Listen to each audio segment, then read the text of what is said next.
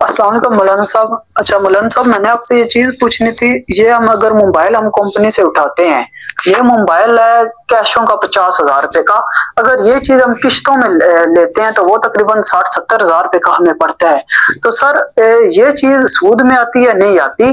कुछ लोग कहते हैं आती है, कुछ कहते हैं नहीं आती। प्लीज इस बारे में रहनुमाई फरमा दें। और दूसरा ये कि ये जो हम अगर ये जायज है जो किश्तों पे चीज लेना, अगर हम इसी तरह सूद से पैसे बैंक से पैसे उठाते हैं तो वो फिर सर कैसे सूद पे होता है? जैसे हम 5 लाख उठाते हैं और वो हमसे ऊपर एक्स्ट्रा पैसे लेते हैं, तो फिर वो कैसे सर सूद पे आता है? मेहरबानी करके इसके बारे में रहनुमाई फरमा दें, जज़ाकल्लाह।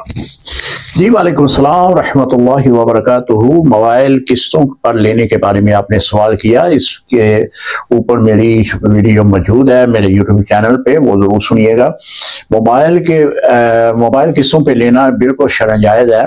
एक मोबाइल 50,000 रुपए का नगद मिल रहा है, आप 80,000 रुपए में किस्तों में खरीदते हैं, बिल्कुल ठीक है, आप खरीद सकते हैं।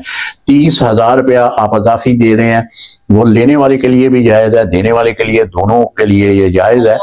ये एक खरीदो फरोख्त है, एक बेशरा है जो कि मोबाइल के ऊपर की जा रही है। बेचने वाला उसको डील दे रहा है कि आप मुझे 3 माह में, 1 साल में भी पैसे दे दें, मुझे मंजूर है, लेकिन इसकी कीमत मैं यूं लूंगा।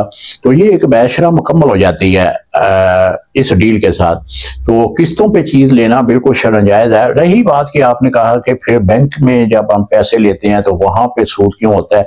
देखिए, बैंक में पैसे ले रहे हैं, पैसों के ऊपर पैसे इजाफी दे रहे हैं। आप 5 लाख रुपया ले रहे हैं तो वो आपको 6 लाख रुपया या 5.5 लाख रुपया, 50,000 रुपया आपसे इजाफी ले रहे हैं।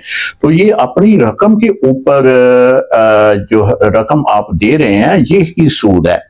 वहां मोबाइल का जो तरीक़ेकार है वो बेशरा है, वो खरीदो फरोख्त है, जो कि आप 50,000 में नगद खरीदते हैं, 80,000 रुपए में आप किस्तों में खरीदते हैं, तो आप दोनों के दरमियान इस बात की डील हो जाती है, तो वो बिल्कुल शरअ जायज़ है। यहाँ पे आपको कर्जा दिया जा रहा है, लेकिन कर्जे के ऊपर जो रकम दी जाती है यही सूद है।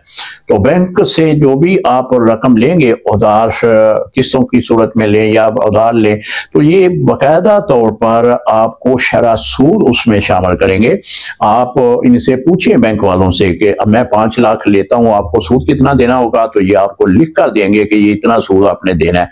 तो जिस कर्जे के ऊपर सूद वो कह के आपको ले रहे हैं तो वो तो हराम है।